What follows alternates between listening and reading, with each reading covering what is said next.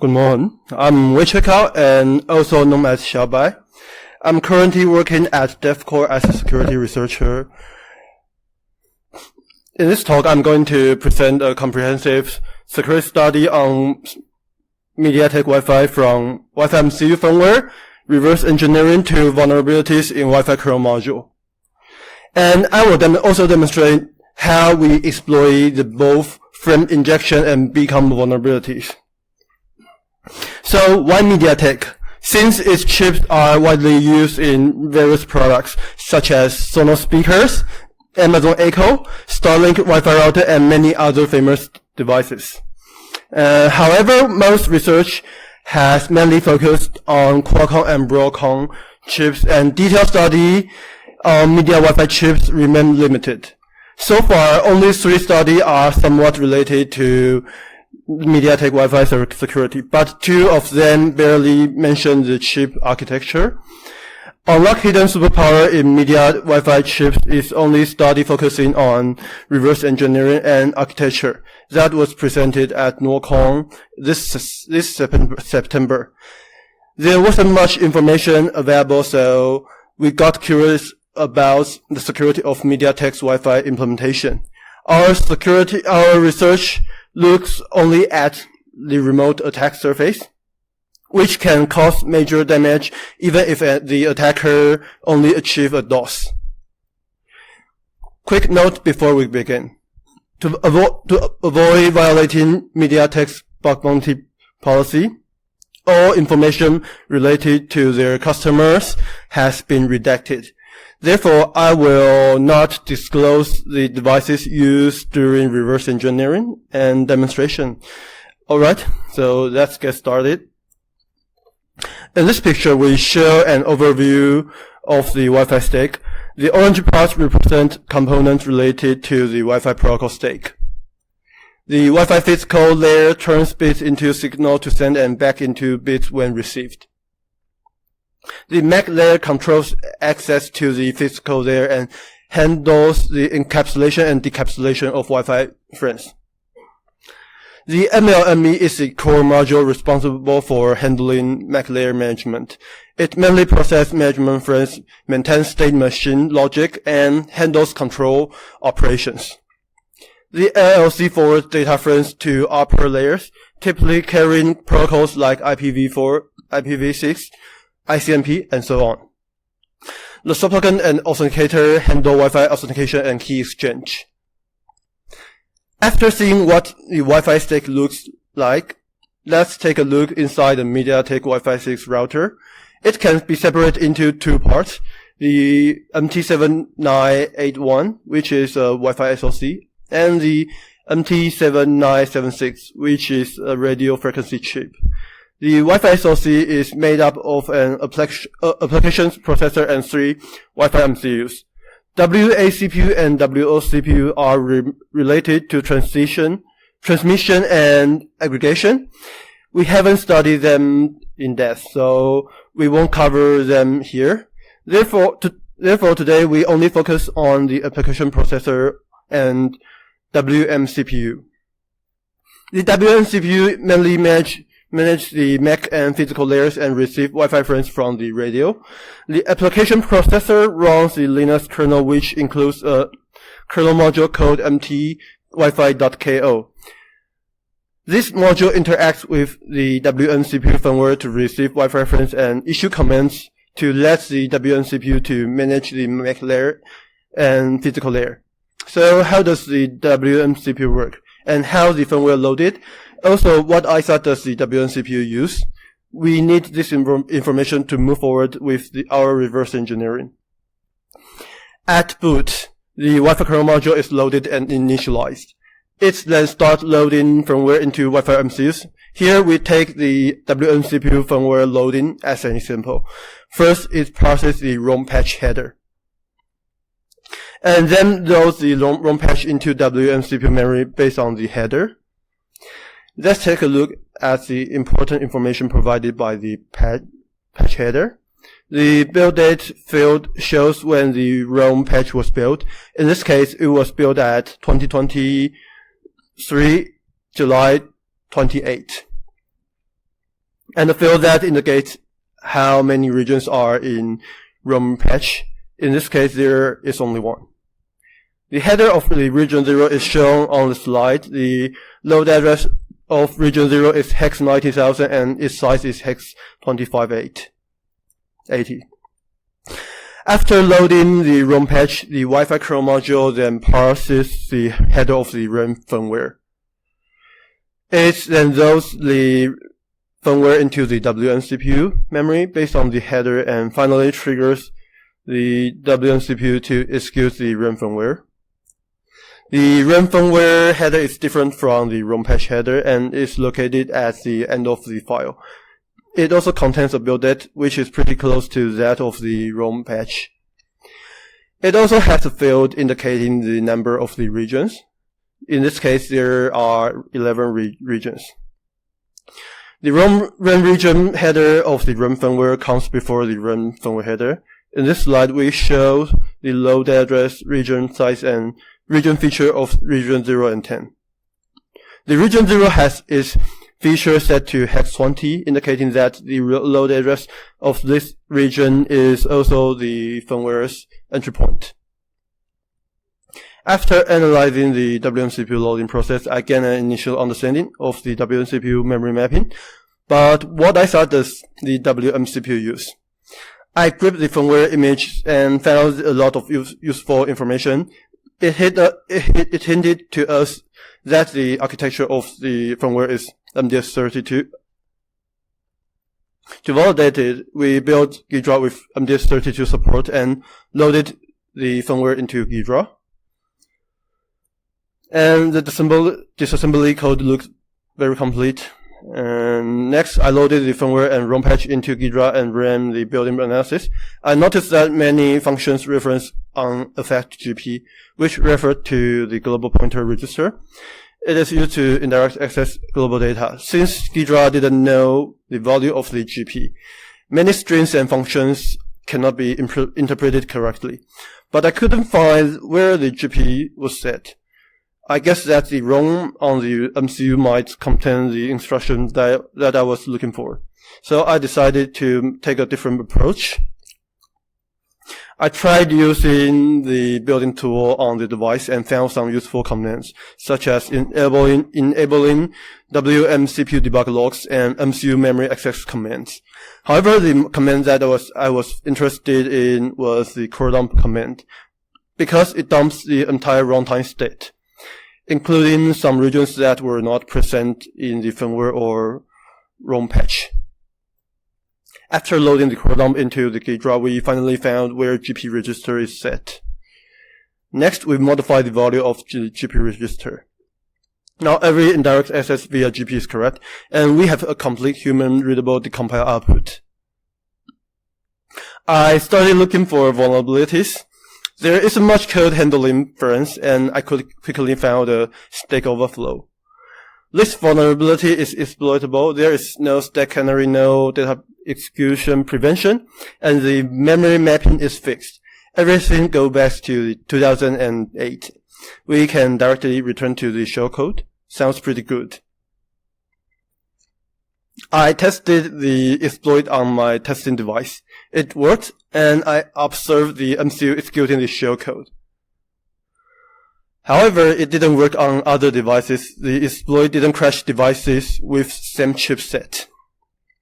But how? I'm confident that the testing device I used was updated to the latest version, which was released on December 22.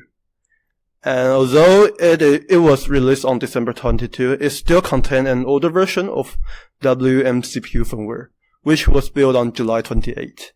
After further investigation, I collected firmware from various sources and found that this vulnerability had already been patched in the version released on October 24. So what I found was an M-Day. Here is a fun fact I learned from the lesson. Device vendors update firmware, but sometimes they skip these chip vendors' patches. Moreover, MediaTek only provides the latest SDK to their customer. So I can't verify whether the vulnerabilities I found have been patched. So we didn't find any other vulnerabilities in Wi-Fi 6 MCU firmware, but that won't stop me. Then what about the Wi-Fi 7? Here is an overview of our MediaTek Wi-Fi 7 target. The application processor and Wi-Fi chip are not integrated into a single SoC. The application processor is AM7563, and the Wi-Fi chip is the MT7991, and it also contains 3 MCUs. The RAM firmware format is similar to that of the MT7981. However, every region in the RAM firmware has the firmware feature set to encrypt. This means all regions are encrypted. But with the built-in tools, we can dump the core dump from the Wi-Fi MCU, and it contains plain text firmware. So we don't need to decrypt it. I simply grab the strings in the core dump to see if it contains useful strings.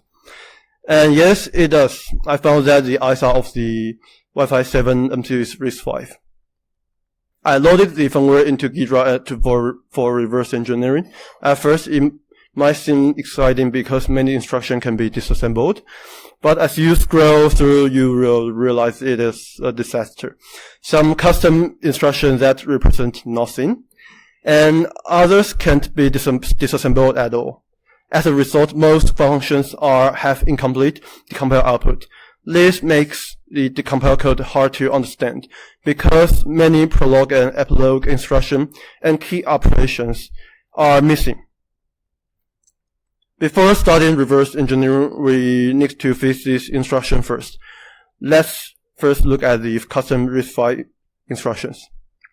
RISC-V provides for instruction encoding space that can be customized. Vendors can use these spaces to design their own instructions. Now the question is, which vendor design the custom instruction we use in Ghidra? We know that Wi-Fi 6 MCU is provided by NDIS. Based on our research, the architecture of NDIS' latest CPU is RISC-V. So we investigated the NDIS RISC-V ISA and found a complete specification. We converted the custom instruction provided in the specification to the SLA format and added them to the CPU instruction in Ghidra. We added about 24 custom instructions from specification, which solved the issue with the custom instruction and made most of the code readable. The disassembled output is now much easier to understand. You can see the result after our modification. The custom instructions are now translated to conditional branch. You can imagine how inaccurate the decompiled output would be without these instructions. However, there are still significant issues with the disassembled output, so we still cannot perform reverse engineering properly. We observed that there are two groups of instructions that cannot be disassembled. From their partial encoding, we know that these two instructions are RISC-V compressed instructions, each using only 16 bits of encoding space. By checking NDIS manual, we found that one of the instructions belongs to NDIS extension Cadence, and its instruction name is exec.it, which stands for execution on instruction table. So what is Cadence? As its name implies, it is designed to reduce compile program size by placing frequently used instruction in the instruction table. The exec.it fetches and executes the corresponding instruction from that instruction tables. So far, we still have one instruction left to resolve. We didn't find the format of this instruction in the specification, so we tried to guess its functionality. The result is that we cannot infer the behavior of this instruction, since the same instruction in the firmware don't share the same functionality. So we guess that this instruction also belongs to Cadence, but it is not publicly documented. Based on our previous experience with the Wi-Fi 6 MCU firmware, we look for a function with the same functionality in both Wi-Fi 7 and Wi-Fi 6 MCU firmware to make a comparison. Based on our guess, the instruction should look like this in Wi-Fi 7. And the instructions that are actually executed should look like this. By directed insertion memory for the executed instruction, we found two instructions separated by 16 bytes. We can confirm that the encoding matches our guess. Yes, in this picture, it is where the instruction table located. Next, we try to convert the instruction encoding into SLA language. However, this SLA syntax doesn't provide a way to handle this behavior. And I and my colleague HasRabbit also attempted to use Hydra's Pico injector to make it decompile correctly, but it didn't work. In the end, we added comments for the instruction corresponding to cadence instead. So far, we have transformed this firmware into readable, disassembled, and decompiled code. So I started reverse engineering and found that the code related to frame processing is similar to Wi-Fi 6 with only a few additional functions. By the end, we didn't find any 0 days in either Wi-Fi 6 and 7 or 7 MCU, but we still learned a lot from this journey. The Wi-Fi architecture can be divided into ForMac and SoftMac.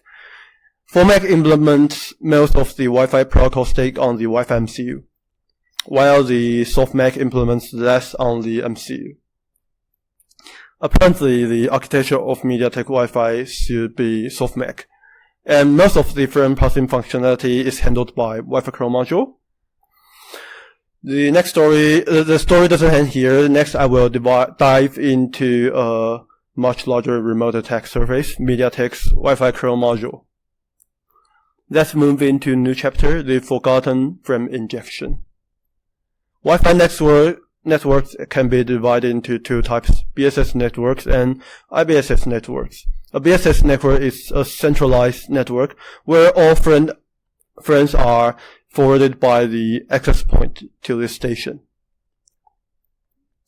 In the following slides, we will focus only on the BSS network, which is the most common architecture. Most common network in daily life.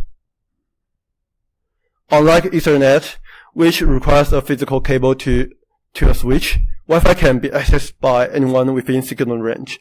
Therefore, it needs an authentication mechanism to protect the private Wi-Fi network. So far, Wi-Fi security protocols has evolved through WEP and WPA to WPS3. Today, most Wi-Fi access points cannot enable WEP, and users shouldn't use it either.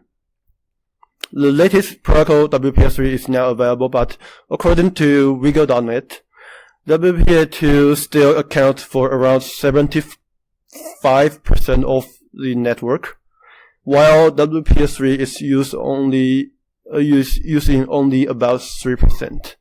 From WPA to WPS3, each have personal and enterprise versions.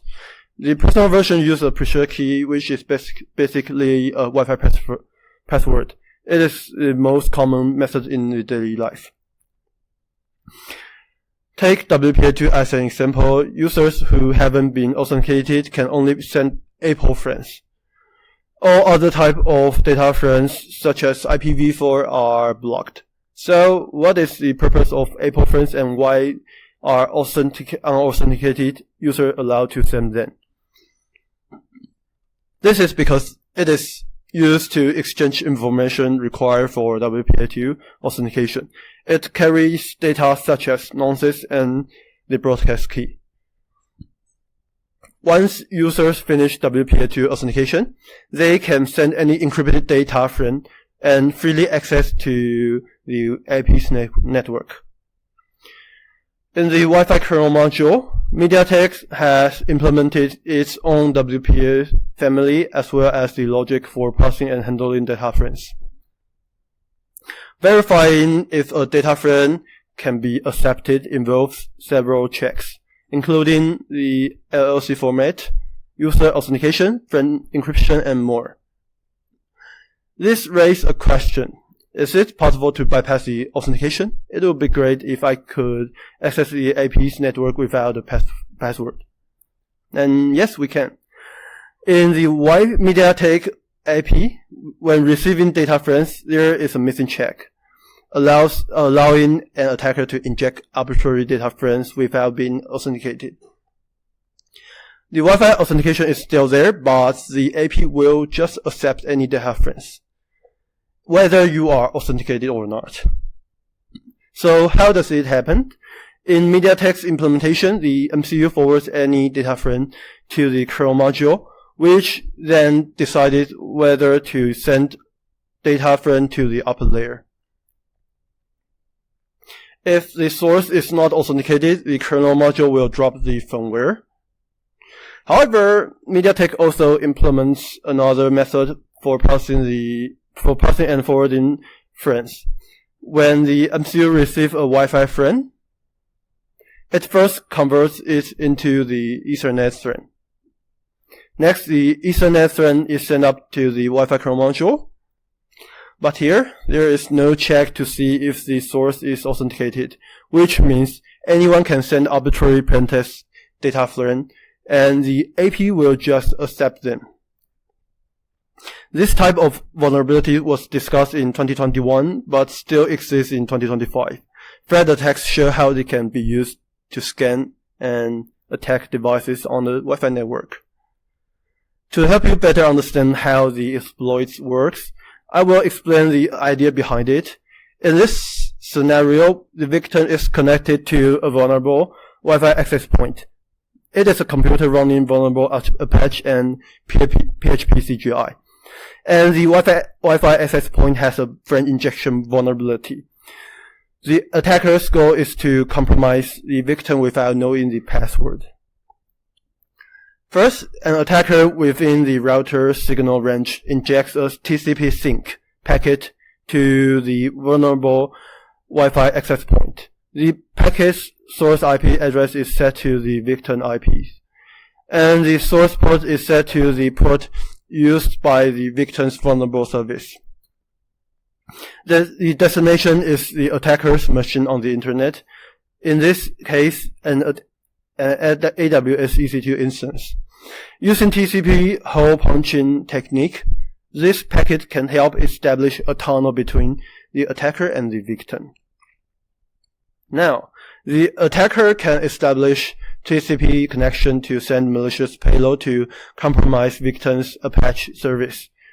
In the real world, this happens a lot. Some devices on your Wi-Fi network are vulnerable, and you may even know they have a bunch of security issues.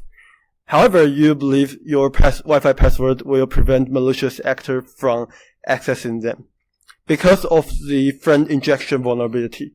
These vulnerable devices on the Wi-Fi network have become low-hanging fruit for malicious actors. So let's demo how it can be exploited. This is the victim machine connected to a vulnerable Wi-Fi router via WPA2. It also has a vulnerable Apache server running on it.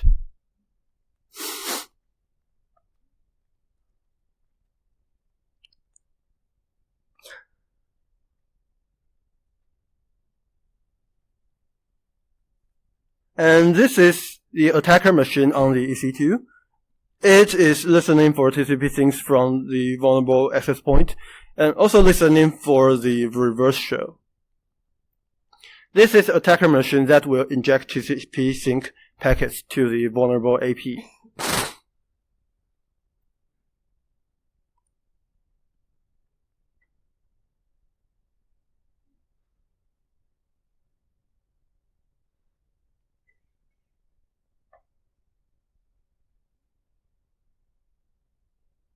Now the attacker machine on EC2 receives the TCP sync, drop it, establish a TCP connection to the victim, and sends the payload. Finally, it receives a reverse shell from the victim.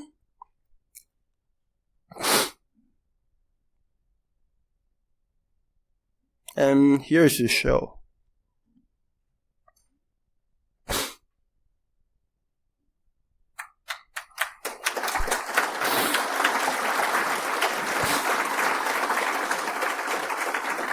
Okay, next, let's move on to our new chapter, One Friend to Break Them All.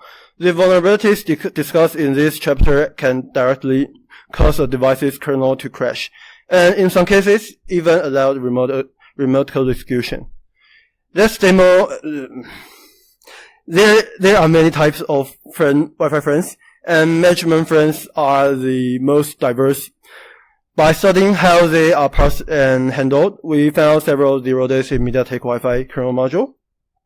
Most management friends after the fixed header are made up of multiple information elements. Each element has a type, length, and value. Vendors often don't check them properly, making them a major attack surface. The first vulnerability occurred in Wi-Fi 7. The Wi-Fi Alliance official released the Wi-Fi 7 in 2024. Its maximum speed is nearly 5 times faster than Wi-Fi 6. One key technology behind this improvement is multi-link operation, MLO, which lets device transmit and receive data simultaneously across different bands and channels.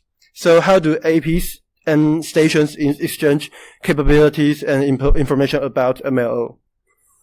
The answer is by adding the MLE information element to the Wi-Fi friends, so that devices can synchronize MLO parameters with each other. The MLE contains common information and per-station profiles. The per-station profile is sub-element in the MLE that describes the capabilities and settings of each link. For example, if a station wants to create a new 6 GHz link, it needs to add a per-station profile in the MLE. Both the MLE and per-station profiles can be fragmented. First, the per-station profile is fragmented and then the fragments are put back into the MLE. Next, the MLE gets fragmented again, and the fragments are placed back into Wi-Fi friends. When device receives a fragmented MLE, it first defragments the defragmented MLE. This step includes validation checks so no issue occurs. However, when defragmented per-station profile, the fragmented profile is copied into a fixed size buffer without checking the size. An attacker can craft a large per-station profile causing a heap buffer overflow. Although Wi-Fi 7 provides higher throughput, it could also bring additional vulnerabilities. The next vulnerability occurs in beacon and probe friend. Probe and beacon friends are related to active and passive scanning, respectively. The main purpose of scanning is to discover nearby APs. Active scanning uses probe friends to check if a specific AP exists, while passive scanning relies on APs periodically broadcasting beacon friends to surrounding devices. For example, if you turn on the Wi-Fi on your computer, it will start listening to beacon friends from nearby access points. Here is a shortened pseudocode that highlights just the vulnerable parts. It mainly checks correctness of beacon and probe response, parses each information element and records them for later use.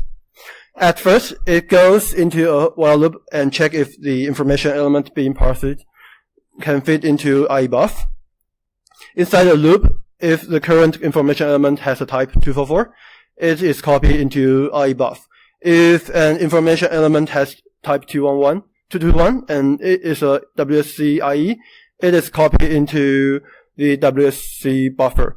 In the loop, whether copying to IEBuff or the WSC buffer, proper checks are performed to prevent overflow. After the loop, when the WSC buffer is copied into IEBuff, no boundary checks are performed.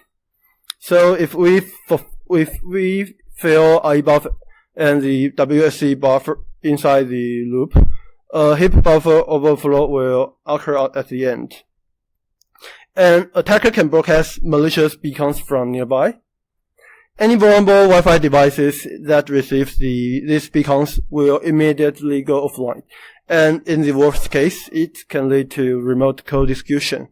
The vulnerabilities I mentioned in this chapter can affect any device that uses the MediaTek Wi-Fi SDK. Many chips share that SDK, so they are not limited to the chip I mentioned today. In the final chapter, I will demonstrate how to exploit the Wi-Fi device with 2 beacon frames. We choose to demonstrate vulnerability because it can affect multiple versions of the Wi-Fi protocol by broadcasting a Wi-Fi frame. We can overflow up to 508 bytes, and the kernel has nearly no protection mechanism enabled. As a result, exploitation is relatively straightforward. Now, how to debug Wi-Fi kernel module on target device? It is not trivial to attach GDB to kernel, so I decided to rely on crash logs. This gives us enough information, but it is a little bit inconvenient.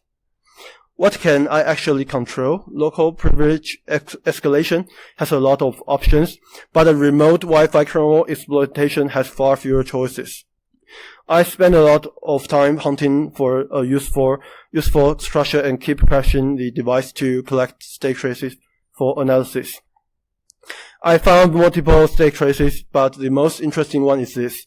So what caused these state traces? At first, the attacker prepares a malicious beacon craft to hijack the free list, and then sent it to the victim. Now the free list is hijacked to memory A. After that, someone takes one free chunk from the free list. Then the attacker prepares a second beacon containing the malicious payload and send it to the victim. The victim will acquire the memory A and write the malicious payload to that location. If address A is invalid, we get the same state trace we saw before. We currently have a one-shot arbitrary address write primitive. We decided to use it to place shellcode and modify a function pointer in the Wi-Fi kernel module, since there is an indirect code that will execute it. We execute 3 gadgets after the state pivot. They make the shellcode executable and finally return to the shellcode. Although this vulnerability is exploitable, it takes some time to succeed, since kernel modules have partially randomized load address and the free list order is not always as expected. As a result, attempts often lead to device crashes. After a crash, the device will reboot, and this allows an attacker to retry. It may take several hours, and attacker could choose to launch the attack at night. Users are less likely to notice, and there is enough time to complete the exploitation. Some devices use a monolithic kernel plus driver image with KSL are disabled, which makes them easier to be exploited. So let's move on to the demo. The left pane shows the target. The upper right pane is the machine that sent the exploit. For the demo, the Wi-Fi module base address used in our exploit is fixed. Here is what failure looks like after roughly looks like.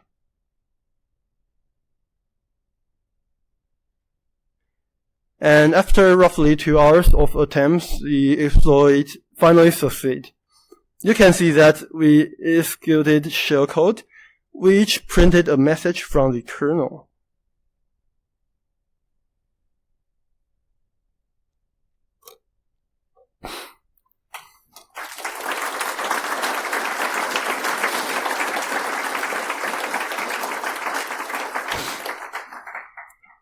At the end of our talk, here is our advice for you. For researcher, there is a large attack surface in the Wi-Fi kernel module and vendor-specific protocols based on Wi-Fi. And you can find the Wi-Fi SDK on GitHub, and it really speeds up the reverse engineering process. For users, strong passwords aren't enough. Limiting Wi-Fi signal leakage can make your Wi-Fi safer. For device vendor, you should enable more protection mechanism to increase the difficulty to exploit, and continuously track the security update from the chipset vendor. In conclusion, MediaTek follows a clear process for vulnerability handling, and all the issues present here are already fixed. For more details, see their security bulletin. Okay, thank you for your listening. Thank you so much for the talk. We have room for 2 questions now. Do you have questions in the audience? Don't be shy. I have a question then. I saw that you targeted, you didn't target physical layer of the MediaTek chipset, the physical layer. Physical layer? Yeah. Did you consider targeting physical layer? And if not, why? Most of the physical layer is related to the chipset itself. It is hardware, not software. So to reverse engineering on the hardware is too hard to me. Yeah. And I didn't know how they implement the hardware to handle the friend encryption and decryption. Yeah. I think the encryption and decryption is not implemented in software. Since I didn't find the logic in their code and in their binary. Yep. Thank you so much. Do we have any other question in the audience? All right, we have one.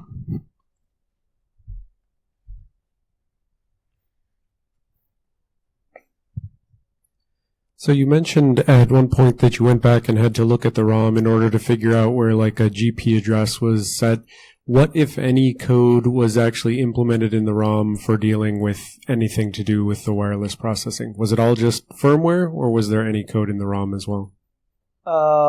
There are a lot of code that are in ROM, and they are not located in file system. So you have to use the command to dump them.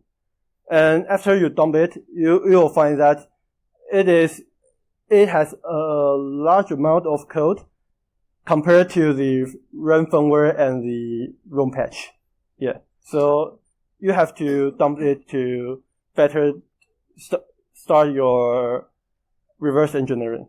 So my question is, because I'm not familiar with the Wi-Fi architecture, what sort of layer of the stack is the ROM implementing? Is it like the MAC layer, or what's actually there? The ROM contains the MAC layer and the MLME layer. Yeah. Okay, thank you.